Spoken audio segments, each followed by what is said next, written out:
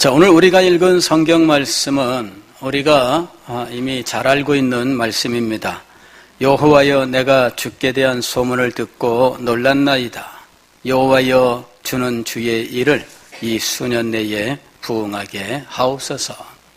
부응에 대하여 생각할 때 언제나 등장하는 성경 말씀이 하박국서 3장 2절의 말씀입니다. 이 말씀을 우리가 사용하기 위해서는 이 말씀이 나오게 된 배경을 이해를 해야 됩니다. 그래야 이 말씀의 뜻을 참되게 알고 사용할 수 있습니다. 우리가 성경 말씀을 대할 때에 항상 조심해야 할 것은 문맥과 상관없이 그 말씀을 무조건 가져다가 사용하는 것이에요. 문맥을 알고 그 말씀의 의미를 정확하게 이해하고 그 바탕 위에서 이 말씀을 사용하는 것은 정당한 것입니다. 그러나 알지도 못한 채 이 말씀을 아무데나 갖다 붙이는 것은 우리가 지극히 조심해야 할 일인 것입니다. 자, 오늘 우리가 읽은 이 성경 말씀은 하박국 선지자가 하나님 앞에 기도하는 일로부터 시작합니다. 그는 어느 정도 기도했는지는 모르지만 자기 민족을 위해서, 하나님의 백성들을 위해서, 그들의 도덕적인 타락과 하나님의 백성으로서 그 아름다움과 순결함을 상실한 모습에 깊이 안타까운 마음을 갖고 하나님 앞에 기도하기 시작했습니다. 그러나 그가 그렇게 기도를 한 지 오랜 세월이 지났지만 그러나 하나님의 기도 응답은 없었습니다. 그리하여 그가 하나님 앞에 기도하되 하나님 아버지, 어찌하여 내 기도를 듣지 않으십니까? 어느 때까지 내 기도를 듣지 않으십니까? 라고 기도했어요. 어느 때까지라고 말할 수 있으려면 하루 이틀 기도해가지고는 안 되지요. 일주일이나 2주일 기도해놓고 그리 말해도 안 됩니다. 1년, 2년을 가지고도 어느 때까지 듣지 아니하십니까? 라고 기도할 수는 없다고 봅니다. 상당히 많은 세월 동안 이제는 더 이상 제가 참지 못하겠습니다 라고 하는 한계 상황에까지 도달하기까지, 그때까지 기도를 해야 비로소 어느 때까지 듣지 아니하십니까? 라고 말씀드릴 수 있을 것입니다. 그제서야 하나님께로부터 답이 왔는데 그 답은 하박국 선지자가 예상했던 답이 아니었습니다. 하박국 선지자는 이스라엘 민족을 위해서, 그들의 영적 회복을 위해서, 도덕적인 청결함을 위해서 이 나라가 직면하고 있는 위기에 대해서 하나님 앞에 기도했습니다.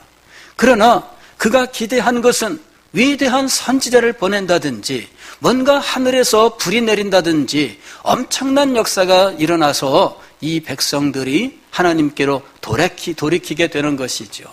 그는 그것을 기대하고 하나님 앞에 기도하는 겁니다. 그러나 하나님의 대답은 그의 기대와 전혀 달랐습니다. 내가 먼 곳에서 갈대아인들을 불러 일으키고 그들을 이곳에 보내어 이 백성들을 징계하겠다라는 것입니다. 이 말씀을 들은 하박국 선지자가 하나님 앞에 불만을 제기합니다. 하나님, 하나님의 거룩하심에 비추어 볼 때 그 무도한 자들을 하나님이 사용하신다면 하나님의 거룩하심에 맞지 않습니다. 그건 우리 인간들도 당연한 거예요. 제가 가령 어떤 일을 이루기 위해서 조폭을 동원해서 일을 이룬다면 사람들이 뭐라 그러겠어요? 목사님이 조폭 동원했네, 이럴 거 아닙니까? 그거는 목사님이면은 조폭을 불러서 자기 뜻을 이룬다? 이거는 상상이 안 되는 거죠. 근데 현실에는 그런 비슷한 일들이 일어나고 있어요. 그때마다 우리의 상식은 그럴 수 있나라는 것이죠. 하나님께서 어떻게 악한 자들을 사용하실 수 있습니까? 하나님의 거룩하심, 하나님의 의로우심에 비추어 볼 때 이는 합당하지 않습니다. 더군다나 그 백성들이 그렇게 해서 유익을 얻었을 때 하나님께 영광을 돌리겠습니까? 자기들이 섬기는 우상에게 그 모든 공을 돌리겠습니까? 그들은 자기가 섬기는 우상에게 도와주셔서 감사합니다면서 제물을 드리지 않겠습니까? 이거는 있을 수 없는 일입니다. 하박국 선지자가 하나님 앞에 이렇게 이의제기를 하고 하나님께서 과연 그렇게 하시는지 내가 지켜보겠습니다. 이러면서 예루살렘 성문으로 나아가서 자리 깔고 앉아서 이제 농성을 시작한 겁니다.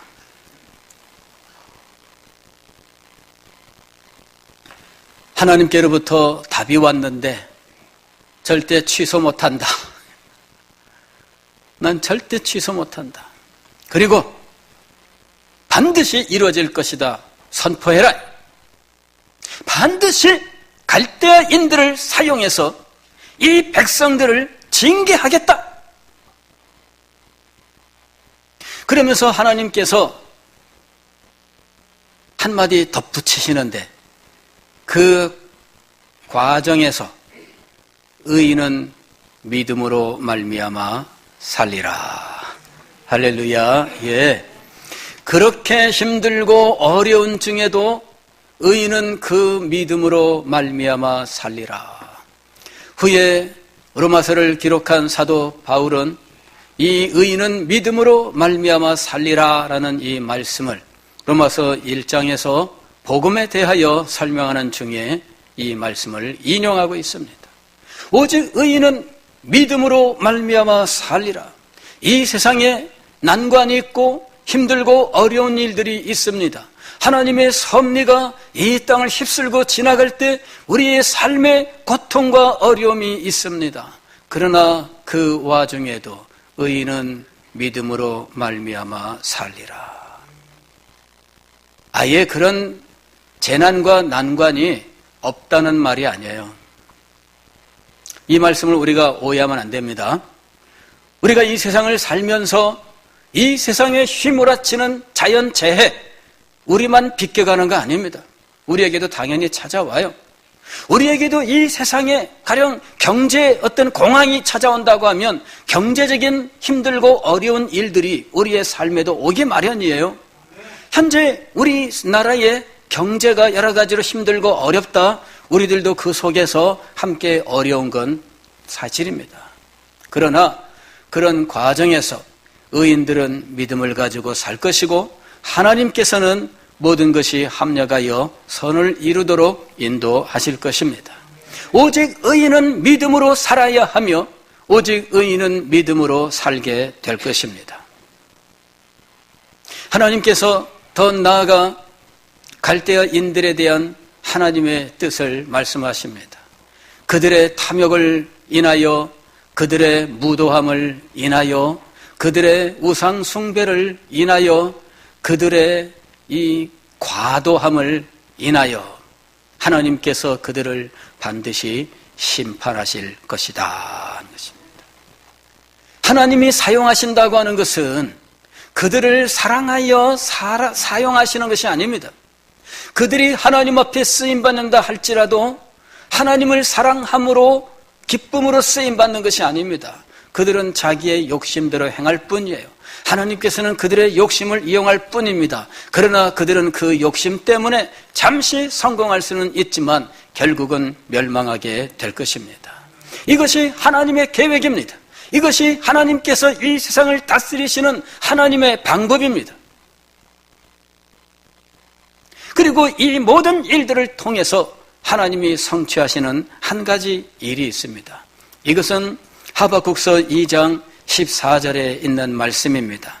이는 물이 바다를 덮음같이 여호와의 영광을 인정하는 것이 세상에 가득함이니라.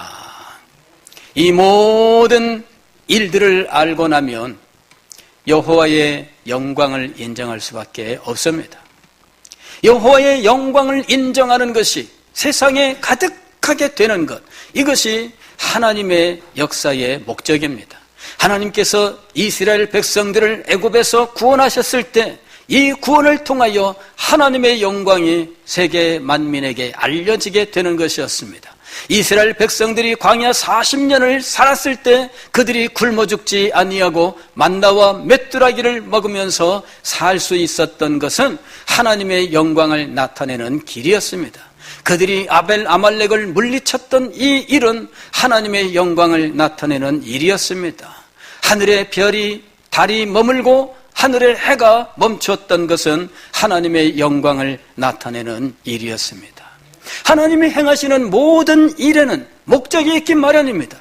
그리고 그 목적의 마지막에는 하나님의 영광이라고 하는 것이 있습니다. 이는 물이 바다를 덮음같이 여호와의 영광을 인정하는 것이 세상에 가득함이니라. 그제서야 하박국 선지자는 하나님의 뜻과 하나님의 계획을 깨닫게 됩니다. 아마도 하박국 선지자가 이전에 그런 사실들을 알고는 있었을 것이라고 생각을 합니다. 다만 그 사실을 자기가 기도하는 기도에, 자기가 바라보는 그 소망에 적용하지 않았다는 것이에요. 지식으로는 있었지만 그러나 그것 자체가 그의 기도와 그의 삶에 적용되지 않았어요. 하나님의 영광을 인정하는 것이 온 세상에 가득하게 되리라. 하나님께서 이 목적을 위하여 세상의 모든 일들을 이용하신다고 하는 사실을 그는 이해하지 못하고 있었어요. 자기가 아는 지식과 자기가 기도하며 하나님께 간구하는 것들 사이에 전혀 일치하지 않는 간격이 있었던 거예요. 하나님께서 하박국 선지자를 책망하지 않으시고 그를 가르치십니다. 그리하여 하나님께서 갈대아인을 일으키시는 이것이 하나님의 거룩한 뜻과 목적 안에서 이루어지는 것이며 그 일을 통하여 물이 바다를 덮음처럼 여호와의 영광을 인정하는 것이 세상에 가득하게 되는 것이구나 하는 사실을 알게 된 거예요. 그래서 그는 그 일을 이제는 반대하지 아니하고 오히려 소망하는 자리에 나가게 된 거예요. 여호와여, 내가 주께 대한 소문을 듣고 놀랐나이다. 하나님의 뜻과 계획을 깨닫고 보니 자기가 하나님께서 갈대아인을 일으키겠다라고 말씀하셨던 그 사실에 대하여 하나님 그럴 수 없습니다 하고 가로막고 나섰던 것이 얼마나 어리석은 일이었는지를 알게 됐어요. 그는 하나님 앞에 정당한 논리로 항거했습니다. 하나님의 거룩하심을 두고 볼 때 이 조폭 같은 존재를 사용하시는 것이 합당하지 않습니다 라고 하나님께 논리로 주장했었던 것이 얼마나 부끄러운 일이었는지를 알게 되었어요. 하나님의 뜻과 계획을 알지 못할 때 그 사람이 비록 하나님을 위하여 기도하고 교회를 위하여 기도한다 할지라도 그의 기도는 땅에 속한 기도일 수밖에 없습니다. 예수님께서 예루살렘에 올라가 십자가에 매달려 죽으실 것에 대하여 말씀하셨을 때 주여, 이 일이 주께 일어나서는 안 됩니다 이러면서 예수님을 강하게 만류했었던 사람이 있었습니다. 그는 예수님의 수제자 베드로였지요. 그런데 예수님께서 베드로를 향하여 이렇게 말씀하셨습니다. 베드로야, 참 착하구나. 네가 나를 얼마나 생각했으면 이 일을 네가 그렇게 가로막고 나서겠니? 근데 예수님의 말씀은 그렇지 않았잖아요. 예. 사탄아, 내 뒤로 물러가라. 너는 무엇을 생각지 않는 자로다? 하나님의 일을 생각지 않는 자로. 그는 예수님을 사랑하는 줄로 알았어요. 그러나 아직 하나님의 뜻을 이해하지 못했습니다. 그는 하나님의 계획을 이해하지 못했습니다. 예수 그리스도에게 임하시는 하나님의 구원의 경륜을 알지 못했습니다. 그가 배우지 못해서일까요? 아닙니다. 분명히 예수님께서 가르치셨어요. 그리고 이만하면 너희가 알 수 있겠지 하시면서 말씀하셨는데 뜻밖에도 그들은 아직도 깨닫지 못하고 있었던 겁니다. 결국 예수님을 위하여 간청한 그의 이 모든 말은 하나님의 뜻을 위하여가 아니라 땅의 것을 위하여 간청한 것에 불과한 것이 되었어요. 아니, 더 나아가서 사탄의 일을 돕는 일이 되어버리고 마른 거예요. 여러분, 우리가 하나님 앞에 기도할 때 우리를 위해서 기도하고 우리 가정을 위해서 기도합니다. 그리고 더 나아가서 교회를 위해서 기도합니다. 그러나 우리가 우리 교회를 위해 기도할 때 우리가 조심해야 될 것은 이 기도가 땅에 속한 기도가 되는 것입니다. 단지 우리 교회이기 때문에 잘 돼야 되겠다. 그것은 여러분이 아니어도 누구나 갖는 본능과 같은 것이에요. 그것이 땅에 속한 기도입니다. 하나님의 뜻과 하나님의 계획, 하나님의 경륜과는 상관이 없어요. 이것은 전혀 아랑곳하지 않고 우리 교회니까 라는 마음을 갖는다면, 여러분, 사도 베드로가 예수님에게 주여 그리하지 마옵소서 하고 간청한 것과 같은 맥락의 기도일 수밖에 없다는 거예요. 하박국 선지자가 하나님 앞에 기도했습니다. 주여 이 백성을 돌아보시옵소서. 이 백성들이 하나님의 백성으로 그 의의를 상실하였고 그 도덕이 얼마나 문란하고 타락하였는지 하나님 주님의 영광에 미치지 못합니다. 이러면서 기도를 했어요. 그러나 하나님의 뜻과 계획을 제대로 깨닫지 못했을 때 그는 하나님의 기도의 응답을 부인하는 자리에 나아갔습니다. 주여, 그렇게 해서는 안 됩니다. 하나님께서는 하박국 선지자를 가르치셨습니다. 그를 깨우치셨습니다. 이는 물이 바다를 덮음같이 여호와의 영광을 인정하는 것이 세상에 가득하면이라. 그리고 나아가서 하박국 선지자에게 이렇게 말씀하십니다. 오직 여호와는 그 성전에 계시니 온 땅은 그 앞에서 잠잠할지니라. 물론 이것은 하박국 선지자에게만 해당되는 말씀은 아니에요. 온 땅에 있는 모든 존재가 하나님 앞에 잠잠할지니라. 인간이 그 작은 머리로 하나님에 대하여 판단하고 말하는 것이 얼마나 어리석은지 그 앞에서 잠잠할지니라. 여호와는 성전에 계시니라는 말은 하나님께서 살아계시고 하나님께서 엄연히 역사하고 계시니 하는 말입니다. 엄연히 하나님이 살아계시고 하나님이 역사하고 계시니 온 천하는 그 앞에서 잠잠할지니라. 하박국 선지자가 이 말씀을 듣고 난 이후에 온 천하가 그 앞에서 잠잠해야 하는 영광의 하나님 앞에서 지극히 작고 보잘것없는 자신이 무엇이라고 말할 수 있을 것인가? 그는 자신이 어떤 존재이며 어떻게 해야 되는지에 대하여 진정으로 깨달음을 얻게 되었습니다. 그리하여 하나님 앞에 기도합니다. 여호와여, 내가 주께 대한 소문을 듣고 놀랐나이다. 이게 소문으로 번역한 이 말은 명성을 말해요. 이름이 높은 것, 그 이름, 그 명예가 찬란하게 높은 걸 말해요. 다시 이 말을 이야기하면 하나님의 영광을 말씀하는 겁니다. 하나님의 영광에 대한 하나님의 뜻과 하나님의 계획을 알고 보니 내가 놀랐습니다. 그걸 내가 알지 못한 채 땅의 일을 가지고 하나님 앞에 기도하고 땅의 논리를 가지고 하나님 앞에 항거하였습니다. 그는 이제 마음이 변했어요. 여호와여, 주는 주의 일을 이 수년 내에 부응하게 하옵소서. 하나님의 역사를 이제는 간구하게 되었습니다. 그가 하나님 앞에 기도할 때 이 기도는 물이 바다를 덮음처럼 여호와의 영광을 인정하는 것이 온 세상에 충만하게 되기를 원하나이다 라는 기도인 것이에요. 그는 하나님 앞에 기도하기 시작을 했어요.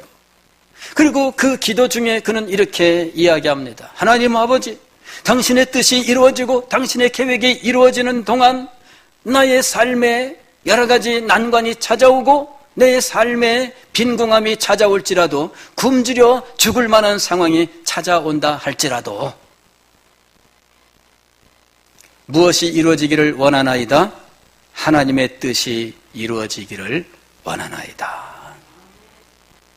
비록 무화과나무가 무성치 못하며 포도나무에 열매가 없으며 감람나무에 소출이 없으며 밭에 식물이 없으며 우리의 양이 없으며 외양간에 소가 없을지라도 여러 가지로 말하지만 한마디로 이야기하면 굶주려 죽을 만큼 빈궁한 가운데 처하더라도 난 여호와로 즐거워하리 난 여호와로 즐거워하리. 그는 하나님을 오히려 즐거워한다고 노래해요. 하나님의 계획을 즐거워하고 하나님의 뜻을 기뻐하면서 하나님 앞에 기도할 수 있었습니다. 왜냐하면 하나님의 구원을 알기 때문이에요. 사실 여기에 물이 바다를 덮음처럼 여호와의 영광을 인정하는 것이 세상에 가득함이라 하는 이 말씀은 여기에 처음 나오는 것이 아니에요. 이사야 11장에 나오는 말씀이에요. 이사야서 11장은 이새의 줄기에서 한 싹이 나며 그 뿌리에서 한 가지가 나서 결실할 것이요 라는 말씀으로 시작해요. 즉 메시아가 이 땅에 오신다라고 하는 말씀입니다. 이새의 줄기에서 한 싹이 난다는 말은 이새의 아들 다윗을 가리키는 것이고 이것은 메시아를 의미하는 거예요. 다윗의 후손 메시아가 온다 그 말입니다.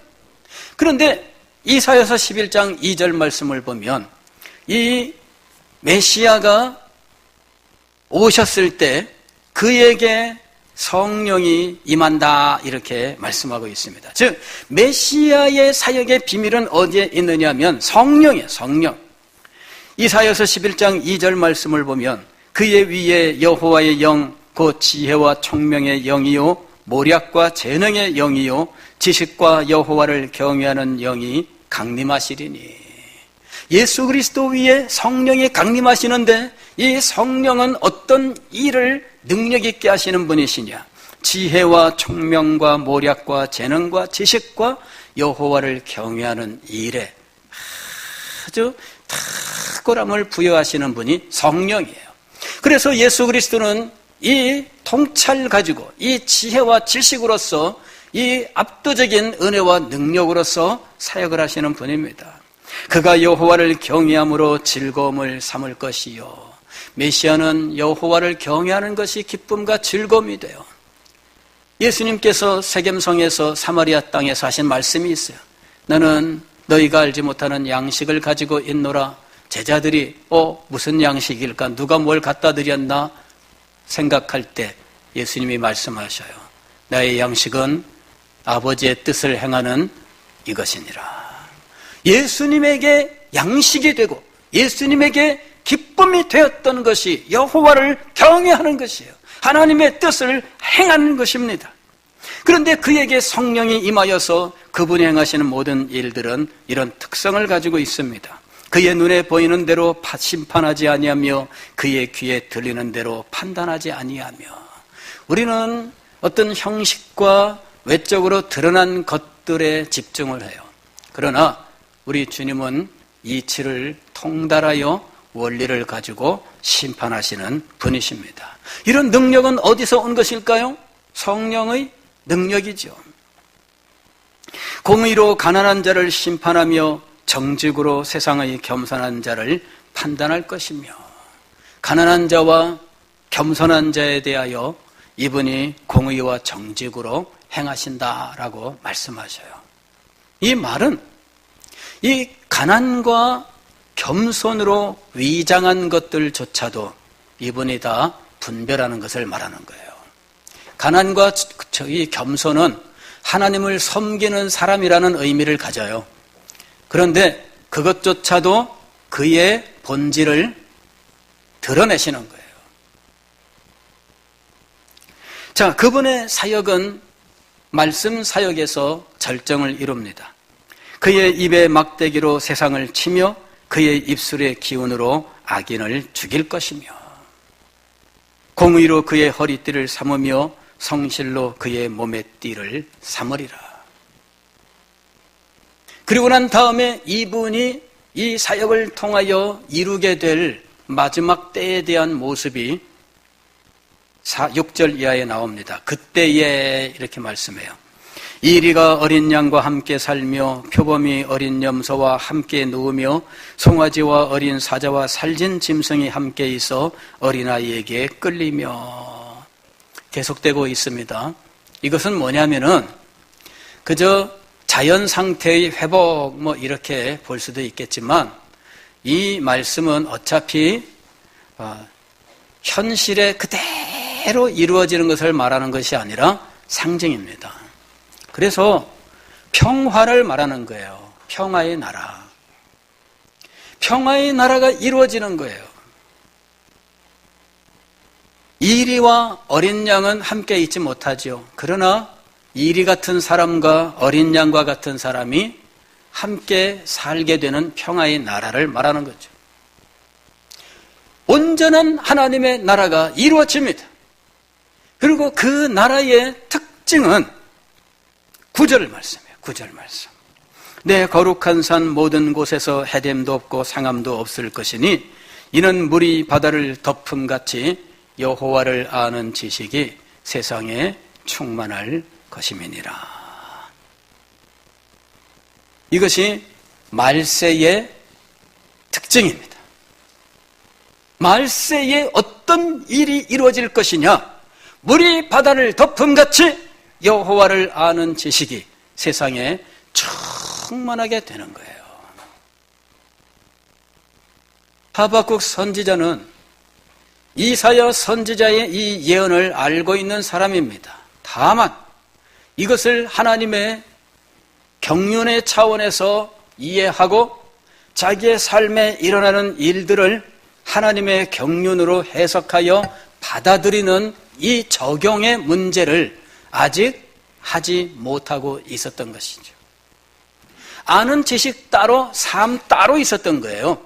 지식과 삶이 나누어져 있을 때 그는 하나님의 이 계획을 알지 못하여 하나님 앞에 진실된 심정으로 기도했으나 땅의 문제를 가지고 기도하는 차원에 머물러 있었던 것이죠. 그러나 하나님의 경륜을 깨닫고 난 이후에 그는 땅의 일을 벗어버리게 됩니다. 하나님 앞에 갔을 때 어린 아이의 일을 버렸노라 이렇게 말하던 이 히브리서 기자처럼 고린도 전서 13장에서 사도 바울이 말했던 것처럼 오늘 우리는 어린 아이의 일을 버리고 이 미몽에 사로잡혀 있었던 모든 것들을 버리고 하늘의 영광을 소망할 수 있게 되는 거예요. 부흥이란 무엇인가? 그리스도께서 영광을 받으신 후에 성령으로 당신의 몸된 교회를 다스리는 것이라고 말씀을 드렸습니다. 이것을 성령 세례를 베푸시는 것이라고 이야기했는데 이는 성령으로 하나님께서 놀라운 일을 행하셨다라는 의미입니다. 그 일이 교회 역사 속에서는 부흥이라고 하는 현상으로 나타난 거예요. 하나님의 교회가 어느 날 하나님의 놀라운 은혜를 입어요. 성령으로 충만하게 됩니다. 진리가 그 앞에 펼쳐지게 됩니다. 하나님의 진리를 깨달으며 이 진리를 선포하는 말씀의 사람이 나타납니다. 그리고 이 말씀 앞에 모든 사람들이 굴복하며 하나님의 말씀을 붙들고 눈물을 흘리며 회개하면서 그 삶이 변화되는데 교회가 변화되고 시대가 변화되는 놀라운 역사가 일어납니다. 이런 일들이 교회 역사 속에 수없이 반복이 되었습니다. 그리고 이 일로 말미암아서 땅끝까지 여호와의 영광을 인정하는 일이 일어나게 된 것이에요. 장차 여호와의 영광을 인정하는 것이 세상에 충만하게 될 일이 일어날 것입니다. 이런 일들은 오직 성령이 너희에게 임하시면 예루살렘과 온 유다와 사마리아와 땅끝까지 이르러 내 증인이 되리라. 즉 성령이 능력으로 임하시는 일로 말미암아 땅끝까지 복음이 전파되는 일, 땅끝까지 여호와의 영광을 아는 지식이 충만하게 되는 일이 일어날 것을 말씀하고 있는 거예요. 구약의 이 여호와의 영광을 인정하는 것과 성령으로 말미암아 그리스도를 증거하는 일이 이렇게 연결되어 있는 것입니다. 그리고 이런 일들을 이루시는 그리스도의 놀라운 통치 사역이 있습니다. 우리는 우리 시대를 위하여, 우리 교회를 위하여 그리스도의 이 통치 사역이 우리에게 임하기를 간절히 소망합니다. 이 일이 우리에게 정말 필요하다는 사실을 우리는 절감하고 있습니다. 왜냐하면 힘으로도 되지 아니하고 능으로도 되지 아니하는 일들을 우리가 지금 직면하고 있기 때문이에요. 이 사회의 도덕적인 타락은 이루 말할 수가 없습니다. 최근에 한 연예인이 연루되었다고 하는 강남 클럽 사건이 연일 지금 시끄럽게 하고 있는데, 아는 사람들은 이미 다 알고 있는 일이라 그러고, 그런 일들은 클럽이라고 불리우는 곳에서는 다반사로 진행되는 일이었답니다. 저는 몰랐죠. 근데 다 아는 일이었다는 거예요. 이 세상이 지금 얼마나 깊이 타락을 했는지, 그런 일들의 그리스도인들의 영향력은 전혀 없어요. 그리스도인들이 있다 한들 그런 일들을 막을 길이 없습니다. 그리스도인들이 있는데 그런 일들은 더더욱 깊어져 가요. 그리스도인들은 있는데 나라 안에 정치적인 분열은 점점 더 깊어지고 해결될 수가 없어요. 그리스도인을 자처하는 사람들이 이 분열의 한가운데에서 서로 물고뜯는 일들이 지금 벌어지고 있습니다. 그리스도인들이 왜 땅의 일을 붙들고 서로 간에 머리끄댕이를 붙들고 싸우고 있습니까? 왜 땅의 일을 붙들고 그래요, 그리스도인들이?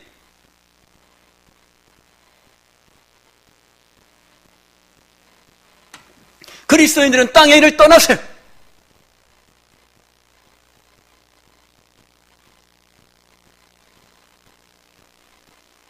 지금 그리스도인들이 이 국가의 분열의 중심에서 활동하고 있어요. 서로 미워하고 막 칼뜯고 막 이러는 일들을 그리스도인들이 이 나라 현실 한가운데에서 남들 다 지켜보는데 그리스도인들이 앞장서서 일을 하고 있어요. 어떻게 이것을 변화시킬 수 있을까요? 어떻게 이 정치 현장에서 헐뜯는 그리스도인들을 다 물러가게 할 수 있을까요?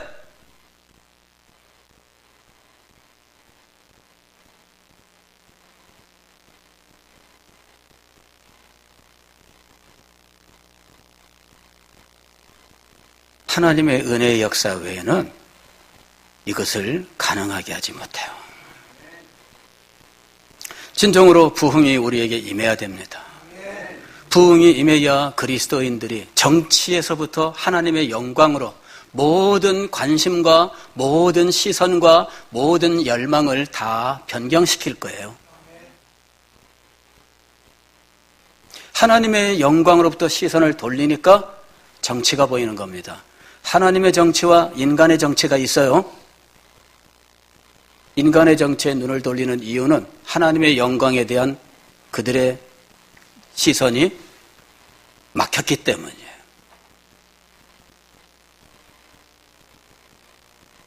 이것을 회복시키는 길은 그리스도께서 성령으로 당신의 교회를 통치하시는 이 부흥의 역사 이외에는 없는 거예요. 다음 세대를 살리는 일, 우리가 이 일을 기도하고 있지만 여러분, 인간의 차원에서 이 일을 위하여 기도하지 마십시오. 땅의 문제로 이것을 위하여 기도하지 마십시오. 하나님의 뜻과 하나님의 거룩한 경륜의 차원에서, 하나님의 영광의 차원에서 이 문제를 가지고 기도해야 됩니다. 사랑하는 성도 여러분, 우리는 기도해야 돼요. 물이 바다를 덮음처럼 여호와의 영광을 인정하는 것이 세상에 충만하게 되기를 위해서 기도하며, 이 놀라운 일이 오늘 우리 가운데 먼저 이루어지기를 위해서 기도해야 돼요. 그리스도께서 성령으로 우리에게 세례 베푸시는 놀라운 일을 위해서 기도해야 됩니다. 그것이 우리가 사는 길이며 우리 교회가 사는 길이며 이 시대가 사는 길입니다. 이 놀라운 일을 위하여 기도하며 하나님의 놀라운 역사, 그리스도의 통치의 영광을 목격하는 여러분이 되시기를 주의 이름으로 축원합니다.